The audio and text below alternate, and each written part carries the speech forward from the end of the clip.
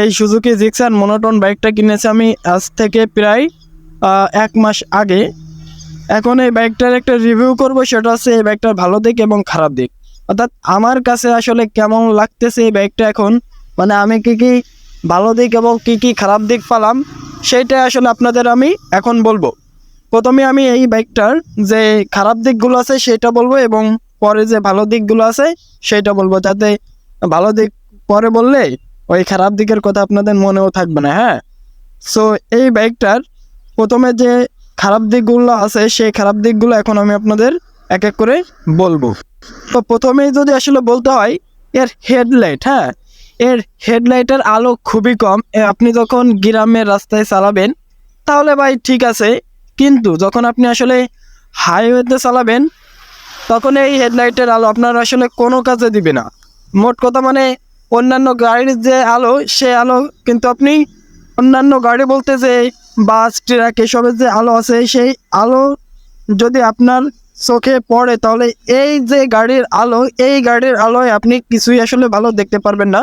But তবে গ্রামের জন্য ঠিক আছে, যেহেতু হ্যালোজিন একটা ভাল্ব গ্রামের জন্য ঠিক আছে। বাট আপনি যদি কন্টিনিউ আপনার হাইওয়েতে রাইড করতে হয় তাহলে অবশ্যই আপনাকে ভালো মানের একটা এলইডি বাল্ব কিন্তু লাগাতে হবে, অর্থাৎ কাস্টমাইজ করতে হবে। তা না হলে কিন্তু আপনি হাইওয়েতে এই গাড়ির আলো দিয়ে ভালো চলাচল করতে পারবেন না। 2 নম্বর খারাপ দিক হচ্ছে এই বাইকের একটা মাত্র হর্ন বার দেওয়া হয়েছে। হ্যাঁ, এইখানে কোম্পানি যদি আসলে 2টা দিত মানে কি ক্ষতি হতো আমি জানি না, বাট জিক্সারে কেন যে একটা মাত্র হর্ন দেওয়া হয়েছে সেটা বলে কোম্পানি জানে। সো আপনারা যারা মূলত হাইওয়েতে আসলে রাইড করেন বেশিরভাগ, সেই ক্ষেত্রে আপনারা আর একটা হর্ন লাগাই নেবেন, তা না হলে কিন্তু একটু বিপদে পড়বেন।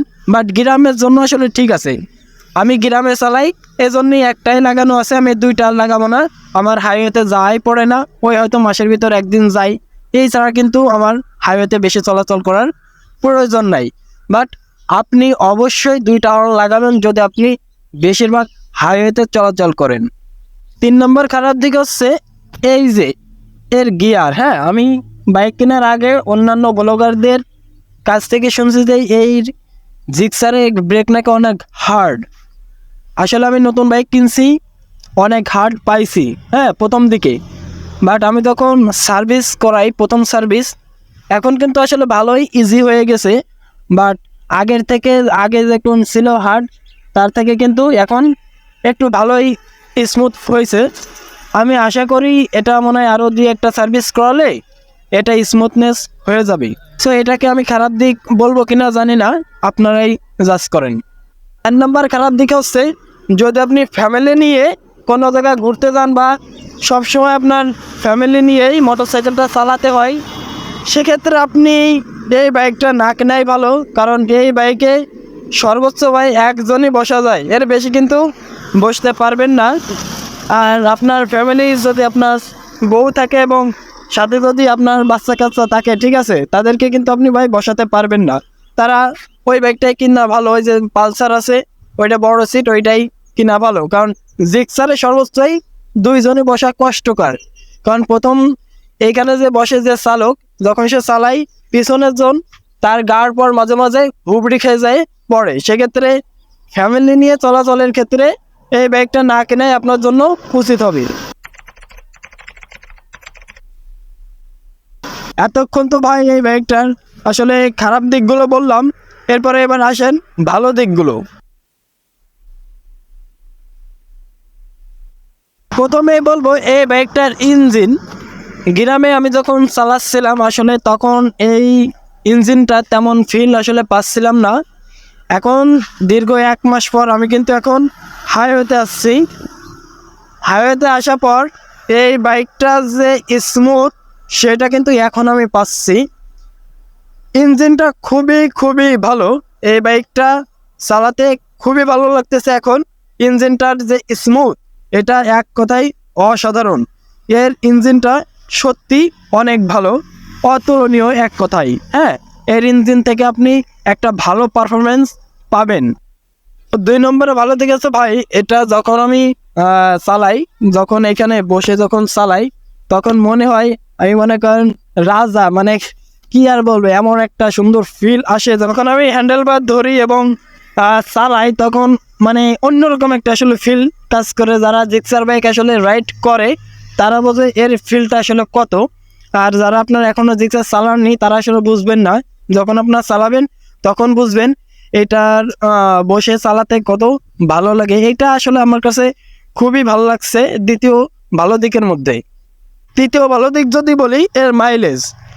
এই বাইকটা বাংলাদেশের বাজারে আসে প্রায় 2014 সালে বা তার মাঝামাঝি সময়ে। তখন এই বাইকটার মাইলেজ ছিল 30 থেকে মাত্র 35 কিলোমিটার পার লিটার।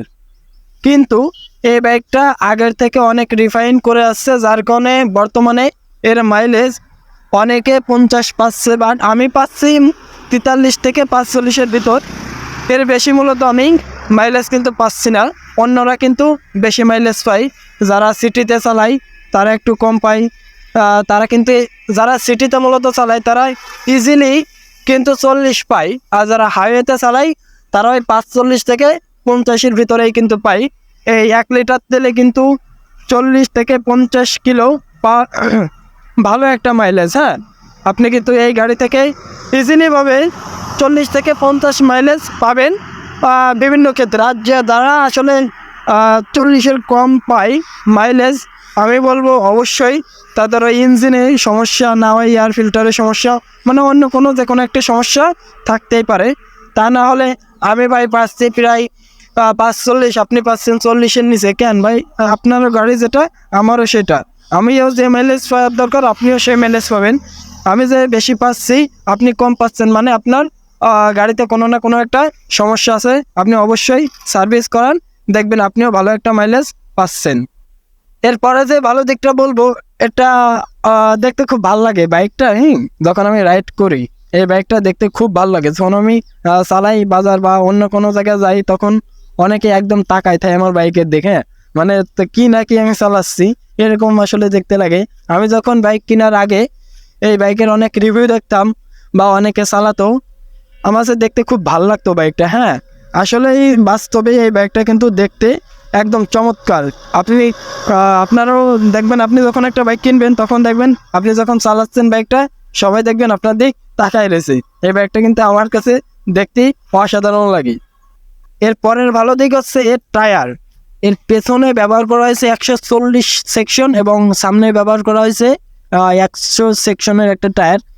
এই গাড়িটাতে যারা আঁকা বাঁকা চালান এদের কাছে কিন্তু খুব ভালো লাগবে। হ্যাঁ, আঁকা বাঁকা চালানো যায় সহজে, আসলে এই গাড়িটা মানে পড়ে না। হ্যাঁ, কারণ টায়ার যদি অনেক মোটা হয় তখন কিন্তু ওই যে বাড়ি করতে ভালো লাগে। হ্যাঁ, মানে আঁকা বাঁকা চালাতে খুব ভালো লাগে। আর যখন আপনি আঁকা বাঁকা চালাবেন না তখন আপনার কাছে একটা খুব ভালো একটা ফিল লাগবে। হ্যাঁ, খুব ভালো একটা ফিল লাগবে। আপনি তো আঁকা বাঁকা কোনো সময় চালাই না, আমি খুব সতর্ক হয়ে চালাই, বাট যখন আমি একটু ফাঁকা রোড পাই তখন আস্তে করে একটু আঁকা বাঁকা চালাই, দেখি খুবই ভালো লাগে।